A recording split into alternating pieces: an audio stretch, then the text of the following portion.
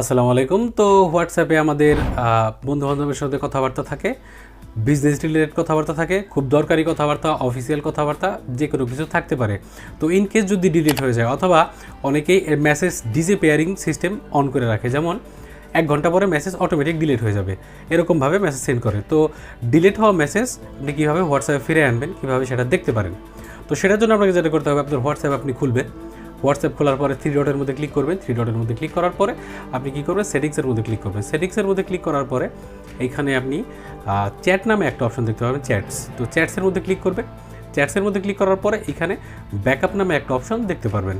তো ব্যাকআপ অপশনের মধ্যে ক্লিক করে আপনি যে কোনো একটা জিমেইল অ্যাড্রেস কানেক্ট করে নেবেন, ঠিক আছে। জিমেইল অ্যাড্রেস যদি আপনার না থাকে তাহলে ফ্রি একটা জিমেইল অ্যাড্রেস ক্রিয়েট করে নেবেন, তারপর এখানে কানেক্ট করে নেবেন। কানেক্ট করে নিলে কী হবে, আপনার যত প্রকার অডিও, ভিডিও, ফটো, হোয়াটসঅ্যাপের চ্যাট সবগুলো এখানে ব্যাকআপ হতে থাকবে।